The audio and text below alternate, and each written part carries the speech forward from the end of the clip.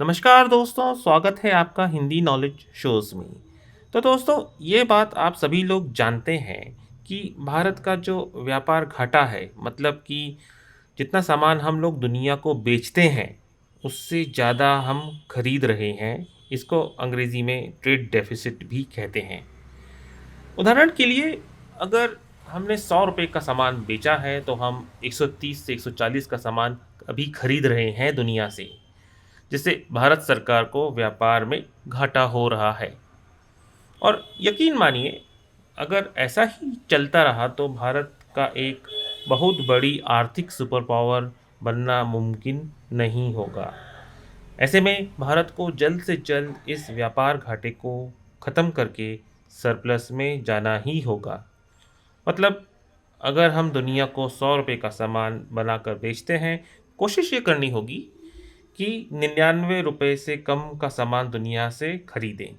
और 99 रुपए से हम जितना कम खरीदते जाएंगे, उतना ही हम सरप्लस में आते चले जाएंगे। हमारी इकोनॉमी एक बड़ी सुपर पावर का रूप ले लेगी। और अच्छी बात यह है कि अब भारत को अब ये करने का एक बहुत ही बड़ा शानदार मौका मिल चुका है। दरअसल, आप सभी लोग जानते हैं कि इस समय दुनिया भर की ज़्यादातर जितनी भी करेंसीज़ हैं, चाहे आप यूरोप का यूरो ले लो, भारत का रुपया ले लो या ब्रिटिश पाउंड ले लो, हर एक जो मजबूत करेंसी है, वो डॉलर के मुकाबले गिर रही है। लेकिन जितनी भी ये विदेशी मुद्राएं हैं ना, इनमें भारतीय रुपए को एक बहुत बड़ा एडवांटेज है अमेरिका का। दरअसल, इस समय भारत का सबसे बड़ा व्यापारिक साझेदार देश है अमेरिका, जिसका डॉलर है। और उसी के मुकाबले भारतीय रुपया गिर भी रहा है। और इसी गिरते हुए रुपए की वजह से अब भारत को जो एक्सपोर्ट करना है, यानी कि हम जो सामान दुनिया को जो बेच रहे हैं, वो लगातार रॉकेट की तरह बढ़ रहा है। खासकर कि जो अमेरिका को हम सामान बेचते हैं, उसका ग्राफ तो रॉकेट की तरह तेज़ी से ऊपर की तरफ बढ़ता ही जा रहा है। वहीं अच्छी बात यह है कि भारत अब कम आयात करेगा। क्यों? दरअसल, इसे कुछ इस तरह से समझिए। अगर भारत का कोई एक्सपोर्टर है, अमेरिका में बैठे व्यक्ति को सामान पहले बेचता था, तो उसके बदले इंडियन एक्सपोर्टर को रुपीस रिसीव होते थे। और अमेरिका का जो इंपोर्टर है, डॉलर में पेमेंट करता था। और डॉलर की पहले वैल्यू 73 रुपीस थी, अब वो 80 रुपये जा चुकी है। यानी कि उसी सामान की उतनी ही कीमत के अब भारतीय एक्सपोर्टर को रुपीस तो उतने ही मिलेंगे, लेकिन अमेरिकन इंपोर्टर को डॉलर कम देने पड़ेंगे। इससे भारतीय सामान डॉलर की वैल्यू में सस्ता हो जाता है। और इस वजह से इंडियन एक्सपोर्टर को ज़्यादा ऑर्डर मिलेंगे और हमारा ज़्यादा एक्सपोर्ट होने से ज़्यादा फ़ायदा मिलता है।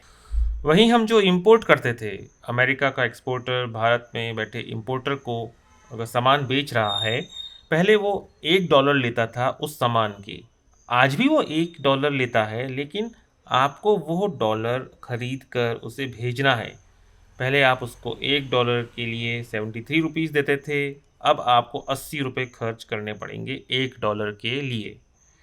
ऐसे में आपके लिए विदेशों से सामान मंगवाना महंगा हो जाएगा, जिस वजह से भारत का इंपोर्ट बिल कम हो जाएगा और एक्सपोर्ट बढ़ेगा। तो ये जो डॉलर के मुकाबले भारतीय रुपया गिर रहा है, इससे हमारा जो ज़्यादा एक्सपोर्ट और सस्ता माल हम बेच रहे हैं, तो हम उस मार्केट को भी कब्जा लेंगे। और इसलिए ये भारत के लिए बहुत बड़ी अपॉर्चुनिटी बन चुकी है। हाँ, कई लोग कहेंगे कि रुपया गिर रहा है, इससे भारत की प्रतिष्ठा गिर रही है। तो उन लोगों को पता होना चाहिए।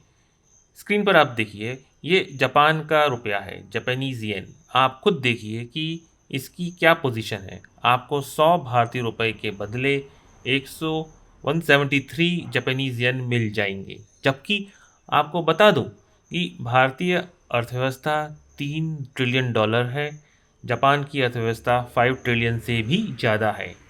वहीं डॉलर के मुकाबले तो 138.06 पर है।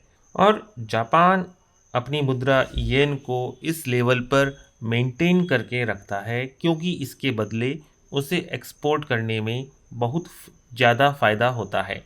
और जापानी लोग जब इंपोर्ट करते हैं तो उन्हें ज़्यादा खर्चा करना पड़ता है, जिससे कि उनका इंपोर्ट बिल कम हो जाता है। और आपको बता दूं कि चीन जैसा देश जो दुनिया में सबसे बड़ा एक्सपोर्टर है, वो जानबूझकर अपनी करेंसी को मैनिपुलेट करता है। जब भी चीनी युआन की वैल्यू बढ़ती है तो ये क्या करते हैं, आर्टिफिशियल तरीके से अपनी ही करेंसी को डिवैल्यू करते हैं, उसकी दुनिया भर में वैल्यू कम कर देते हैं, जिससे होता ये है कि चीन के जो व्यापारी हैं उन्हें मोटा मुनाफा होता है। और इसीलिए पिछले कई दशकों से चीन अमेरिका की करेंसी वॉच लिस्ट में भी शामिल है।